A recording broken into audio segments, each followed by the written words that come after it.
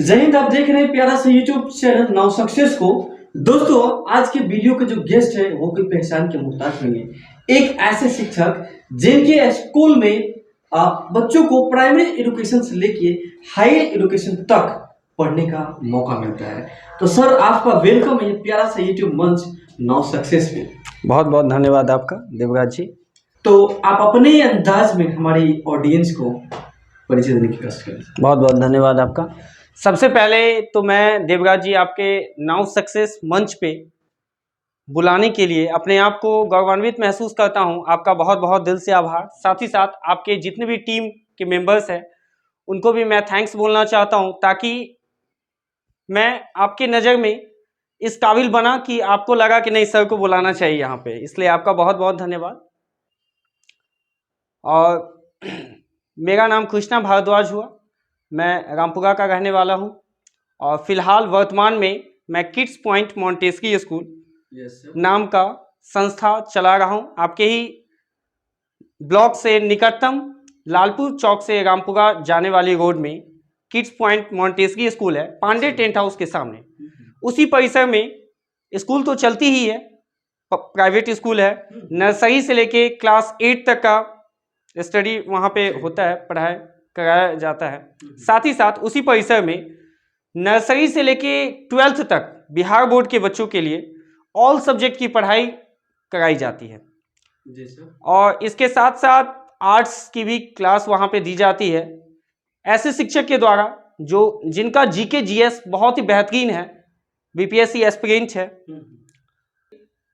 ऐसे तमाम बच्चे हमारे परिसर में आकर, चाहे वो किसी भी स्कूल के हो, किसी भी क्षेत्र के हो, इंग्लिश मीडियम में पढ़ने वाले किसी भी स्कूल के हो, ऐसे बच्चे हमारे यहाँ आकर शिक्षा ग्रहण करते हैं। चलिए, अब हम सर से कुछ बातें करते हैं। सर, अभी जैसा कि देखने को मिल रहा है, नया जनरेशन का जो बच्चा आता है, न्यू जनरेशन के बच्चे अपने लाइफ में कैसे सक्सेस हो सकते हैं, इसके बारे में कुछ गाइडलाइन देना चाहेंगे? जी बिल्कुल। देखिए, नए जनरेशन के जो बच्चे हैं उनके अंदर बहुत सारी अच्छाइयाँ हैं, साथ ही साथ बहुत सारे जगहों पर वो आउट ऑफ ट्रैक भी जा रहे हैं। आपको पता होगा देवराज जी, अभी टेक्नोलॉजी का समय है। अभी छोटे से छोटे बच्चे टेक्नोलॉजी का यूज करते हैं, क्योंकि उसका सबसे बड़ा वजह है कि टेक्नोलॉजी इजीली हम सभी के परिवार में अवेलेबल है जी। तो इसका बेनिफिट ये है कि बच्चे किसी भी चीज को आसानी से सीख लेते हैं। अब ग्रामीण परिवेश में भी बच्चों को कोई भी चीज सीखने के लिए अब कहीं दिल्ली, पटना, कोटा जाने की जरूरत नहीं होती। आप देख रहे हैं, यहाँ तक कि सबसे बड़ा इसका उदाहरण आपका खुद नाउ सक्सेस मंच है, जिसके माध्यम से आप ऑनलाइन अच्छे से अच्छे टीचर को अपने मंच पर लाकर उनके जीवन के बारे में, वो क्या कर रहे हैं, ये सभी चीजें बताते हैं। तो आज के समय में न्यू जनरेशन के जो भी बच्चे हैं उन्हें अपनी कमियों को दूर करने का प्रयास करना चाहिए, अपने समय की कीमत को पहचानना चाहिए और अपने लाइफ में कैसे आगे बढ़ेंगे इस पे फोकस करना चाहिए।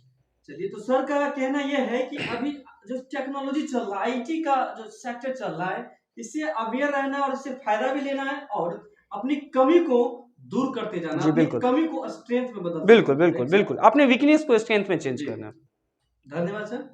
सर, जैसा कि हमारी टीम को देखने को मिल रहा है कि आप पहले प्राइवेट कोचिंग चलाते थे, राइट? जी बिल्कुल। लेकिन अभी आप किड्स पॉइंट मोंटेसरी स्कूल भी चला रहे हैं। तो स्कूल चलाने का आइडिया कहाँ से मिला, कहाँ से आप मोटिवेट हुए और स्कूल पे आ गए? देखिए देवराज जी, प्रश्न बहुत ही रोचक है। Yes sir. और सही बात है, बहुत सारे लोगों को जिज्ञासा होती है कि मैंने अपने जीवन में प्राइवेट स्कूल में पढ़ाया, उसके बाद मैं अपना कोचिंग संस्थान भी चलाता था, और ऐसा नहीं है कि प्राइवेट स्कूल में मैं पैसा की वजह से मैंने स्कूल छोड़कर अपना स्कूल डाला। देखिए, सबसे पहली बात है कि जिस परिवेश में मैं हूँ, सिंहवाड़ा क्षेत्र में बहुत सारे प्राइवेट स्कूल है जो पिछले 10 साल 15 साल से बच्चों को शिक्षा दे रहे हैं।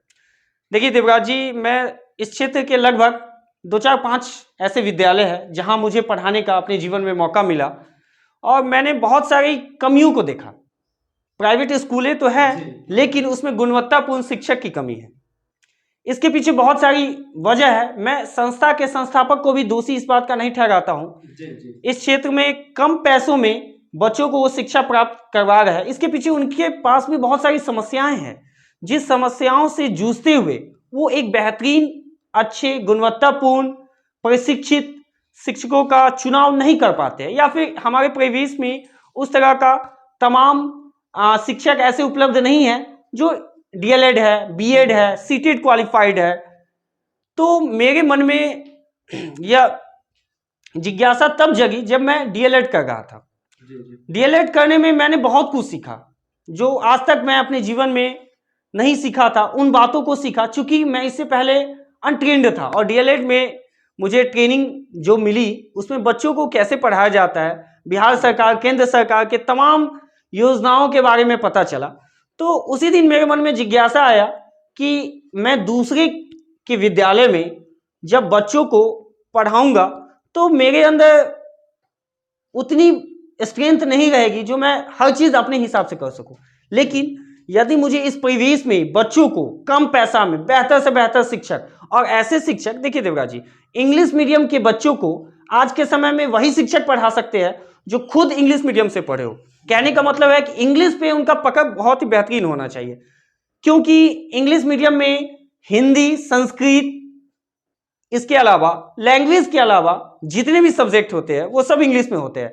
और बिहार बोर्ड से जो भी शिक्षक पढ़े हुए हैं, आज से पहले के जितने भी प्रशिक्षित शिक्षक हैं, उनमें कमी रहती है, वो उस लैंग्वेज को नहीं समझ पाते हैं, जिस वजह से बच्चे को अच्छे से एक्सप्लेन नहीं कर पाते हैं। इसलिए मैंने यह ठाना, और मेरे स्टूडेंट, मेरे पेरेंट्स और जितने भी मैं कोचिंग में बच्चों को पढ़ाया, उन सब का सपोर्ट रहा। जी बिल्कुल, सपोर्ट बहुत सारे स्टूडेंट का रहा और बहुत सारे शिक्षकों का भी रहा। बहुत सारे लोगों ने मार्गदर्शन दिया, और आप लोग के आशीर्वाद से, है ना, आज यह संस्था 2 सालों से चल रहा है। और मेरा बहुत सारा एम्बिशन है जी। और ईश्वर ने चाहा तो सब चीज बहुत जल्द पूरा करूंगा। चलिए सर, इन सब कारणों से आप जी संस्था डाले, राइट? जी सर, अगला प्रश्न मेरी टीम के पास है जी कि बहुत सारे गार्जियंस के मन में ऐसा सवाल होता है कि बच्चों का जो शुरुआती शिक्षा होता है कौन सी बोर्ड से देना चाहिए? बहुत माइंड बहुत में ऐसा बहुत आता जी है। जी बिल्कुल, बहुत अच्छा प्रश्न है। देखिए देवराज जी, मैं गहराई में बताता हूँ। जी देखिए, हमारे परिवेश में जितने भी टाउन के जो पेरेंट्स हैं, टाउन के जो बच्चे हैं, वो आज के समय में 90% बच्चे देवराज जी इंग्लिश मीडियम, सीबीएसई या फिर आईसीएसई के प्रोडक्ट है।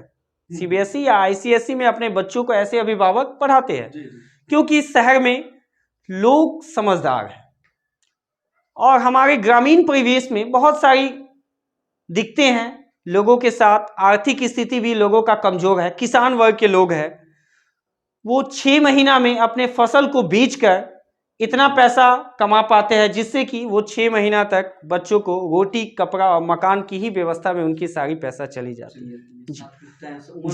जी, उम्र भी चली जाती है।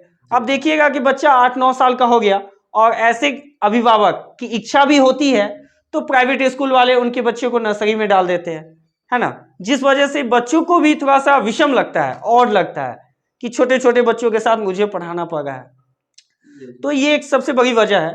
वैसे यदि गार्जियन, अभिभावकगण आज के समय में अपने कर्तव्य को समझे, अपने बच्चों के भविष्य के बारे में सोचे, तो मैं तो उनको यही सलाह दूंगा कि आप बच्चों को 2 रोटी कम खिलाएं, आप 1 कपड़ा कम पहनाएं, आप साल में 2 त्योहार के बदले 1 त्योहार में ही बच्चों को आप नया वस्त्र दें, आप फूस के घर में ही रहे। लेकिन आज जो समय है, यदि आप अपने बच्चों को बेहतर भविष्य देना चाहते हैं तो अच्छे से अच्छे अंग्रेजी माध्यम विद्यालय में एटलीस्ट कम से कम 8वीं तक की जो शिक्षा होती है, माध्यमिक शिक्षा जिसको बोलते हैं, ये इंग्लिश मीडियम से दिलवाए, ताकि आपके बच्चे में इतना स्ट्रेंथ आ जाए, आपके बच्चे इस काबिल बन जाए कि 9th 10th वो बिहार बोर्ड या फिर किसी भी राज्य के बोर्ड से आसानी से पढ़कर आगे जा सकते हैं। क्योंकि आज का जो समय है वो कॉम्पिटिटिव हो गया है ना, प्रतिस्पर्धा हो गया है। आपके बच्चे के अंदर जितना बेसिक ज्ञान होगा, आपके बच्चे आसानी से अपने जीवन में इजीली किसी भी कंपटीशन को फेस कर पाएंगे। सर, मुझे भी लगता है कि ऐसा इन्वायरमेंट नहीं मिल पाता। जी जी जी बिल्कुल। और जब वो सीबीएसई या फिर दूसरे बोर्ड से पढ़ते हैं तो वैसा वातावरण मिलेगा, इन्वायरमेंट मिलेगा, तो डेवलप होगा। बिल्कुल बिल्कुल, स्किल जो है ना उसका डेवलपमेंट होगी। बिल्कुल बिल्कुल। तो मोटा मोटी देखा जाए यहाँ पे, तो ये जो पढ़ाई की बात आई ना, इसमें पैसा जी ऐसा यहाँ पे मेन रेसिस्टेंस बन रहा है। जी बिल्कुल। तो आप अपने स्कूल की तरफ से हमारी ऑडियंस को क्या फायदा देना चाहते हैं, क्या ऑफर देना चाहेंगे? बहुत, आप तो ये समाज में बहुत बेहतरीन प्रश्न पूछे हैं। इस प्रश्न से बहुत सारे बच्चों का तकदीर बदल सकता है। बिल्कुल सर। और सभी शिक्षण संस्थानों के जितने भी संचालक हैं, उन्हें इस बात को ध्यान में रखना चाहिए कि हमारे समाज में, हमारे परिवेश में सभी तरह के आर्थिक स्थितियों वाले अभिभावक हैं जो अपने बच्चों को बेहतर से बेहतर तरीके से भी पढ़ा सकते हैं, और बहुत सारे ऐसे भी अभिभावक हैं जिन्हें पढ़ाने की इच्छा तो बहुत होती है, परंतु उनका जो पॉकेट है, जिसको हम लोग पॉकेट बोलते हैं, वो इस कैपेबल नहीं होता है कि अपने बच्चों को खिलाने पिलाने के साथ, उनके परवरिश के साथ एक बेहतर शिक्षा, बेहतर विद्यालय में करवा सके। तो ऐसे अभिभावकों के लिए मैं ये बतलाना चाहता हूँ कि देखिए, पूरी तरह से तो यह समस्या है कि ऐसे बच्चों को, अब मान लीजिए ऐसे अभिभावक जो जिनकी मासिक आमदनी इस लायक नहीं है कि वो अपने बच्चों को अंग्रेजी माध्यम में पढ़ा सके, तो पूरी तरह से माफ़ करना तो थोड़ा सा दुविधापूर्ण है, क्योंकि हमारी भी जो संस्था है उसमें बहुत सारे सदस्य हैं, टीम वर्क है, और उन सबको समय पर पेमेंट दिया जाता है, चाहे उसमें टीचर्स हो, ड्राइवर्स हो, नॉन टीचिंग स्टाफ हो।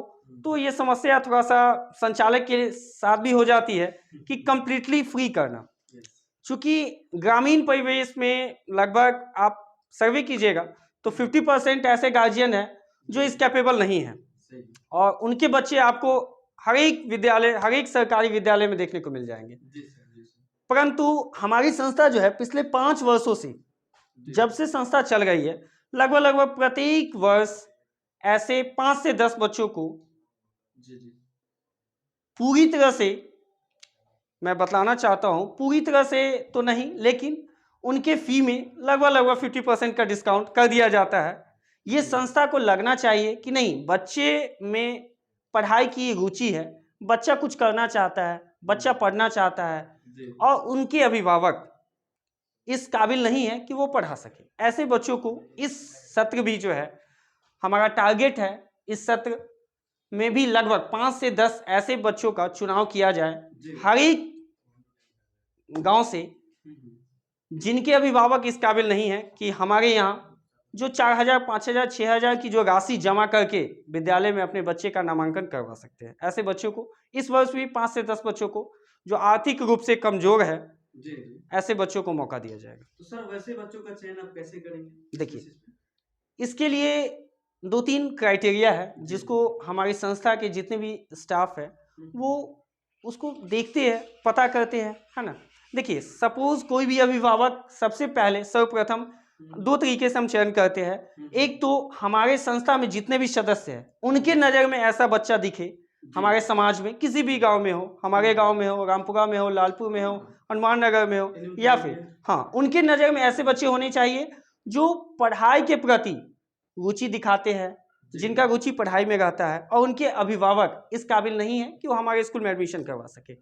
तो कुछ बच्चों को तो चयन हम उस तरीके से करेंगे, और कुछ बच्चे का चयन हम, जैसे कि हमारे यहाँ इंक्वायरी में बच्चे आते हैं, बच्चे के साथ अभिभावक आते हैं, तो ऐसे अभिभावक जो हमको लगेंगे कि नहीं, ये सच में इस काबिल नहीं है कि इस इतनी राशि देकर, जो हमारे यहाँ की एडमिशन की जो राशि है, इतना राशि में अपने बच्चे का नामांकन करवा सकते हैं, ऐसे बच्चों को कुछ न कुछ अप्रॉक्सीमेटली 30 to 40% डिस्काउंट इस वर्ष भी दिया जाएगा। सही बात है सर, आपका जो उद्देश्य है बड़ा ही अच्छा उद्देश्य है, और इससे अपने समाज का जो है ना स्किल डेवलप होगा। जी बिल्कुल बिल्कुल। और मुझे विश्वास है कि ये वीडियो उन अभिभावक तक जाएंगे, उस गार्जियन के पास, उस बच्चे के पास जाएंगे जो अफोर्ड नहीं कर पाते हैं पैसा, और वो इस प्लेटफॉर्म तक आ जाएंगे। जी बिल्कुल बिल्कुल। सर, अगला क्वेश्चन है हम लोगों की टीम के पास कि बहुत सारे ऐसा देखने को मिला है कि बच्चे प्राइमरी एजुकेशन जो है ना 10वीं तक जो होता है सीबीएसई बोर्ड से पढ़ लेते हैं, लेकिन वो चेंज कर लेते हैं, उसके बाद बोर्ड चेंज कर लेते हैं, बिल्कुल, फिर बिहार बोर्ड में। बिल्कुल आपने सही कहा है देवराज जी, आपने बिल्कुल सही कहा है। जी सर। आपके कहने का मतलब हुआ कि बहुत सारे अभिभावक हैं जो अपने बच्चे को 5, 6, 7 तक, है ना, प्राइवेट स्कूल में पढ़ाते हैं। उसके बाद अपने बच्चों को बिहार बोर्ड में आप बोल सकते हैं कि ट्रांसफर करा देते हैं। जी, जो माइग्रेशन सर्टिफिकेट उनको स्कूल की तरफ से प्रदान की जाती है, वो माइग्रेशन सर्टिफिकेट के माध्यम से वो अन्य महाविद्यालय में अपना नामांकन करवाते हैं। देखिए, इसके पीछे कारण मैंने अपने वीडियो में स्टार्टिंग में ही बताया है कि एटलीस्ट प्राइमरी एजुकेशन जो वो दिलवा रहे हैं, चूंकि ये काफ़ी बेहतरीन चीज़ है। ये ऐसे वही बच्चे करते हैं, वही अभिभावक करते हैं जो इस काबिल नहीं है, आर्थिक रूप से कमजोर है। देखिए, 11th-12th की जो पढ़ाई होती है, जितने भी एफिलिएटेड स्कूल है, 11th-12th की पढ़ाई एफिलिएटेड स्कूल में ही हमारे इंडिया में होती है। वहाँ की जो फी होती है सर, वो 5,000, 8,000, 10,000 काफ़ी हाई रेंज में होती है।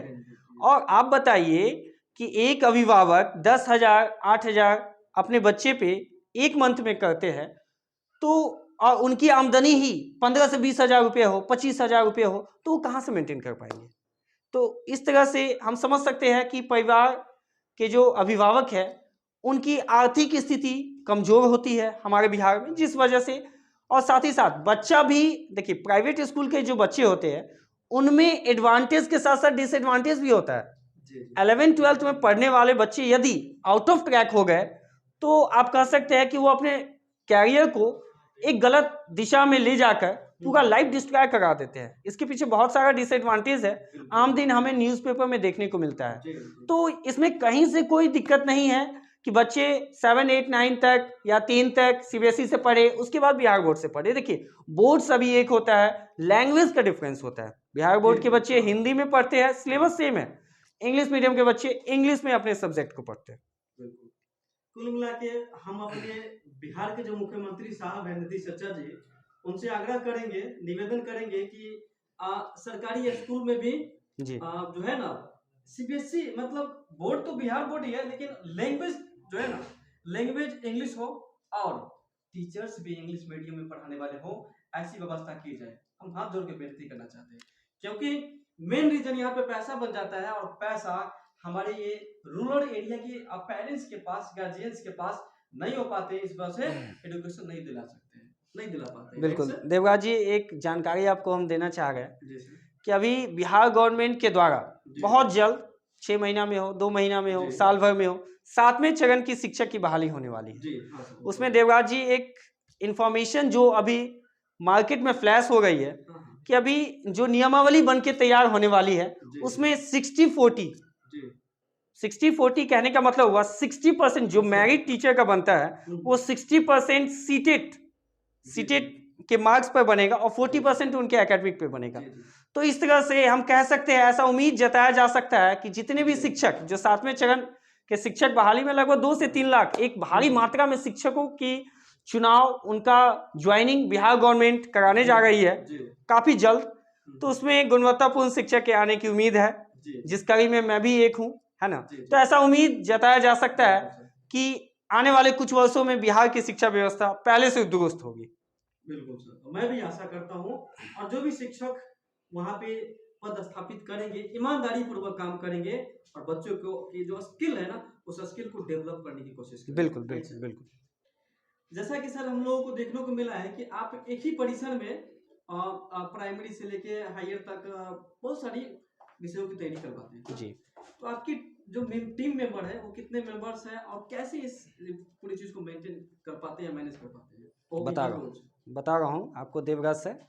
देखिए, हमारी जो कैंपस की जो दिनचर्या है कुछ इस प्रकार है, मैं बताता हूँ। सबसे पहले 11th-12th की जितनी भी क्लासेस है, चाहे वो आर्ट्स की हो, इंग्लिश की हो, हिंदी की हो, मैथिली की हो, उर्दू की हो, हमारे यहाँ उर्दू का भी क्लास दिया जाता है।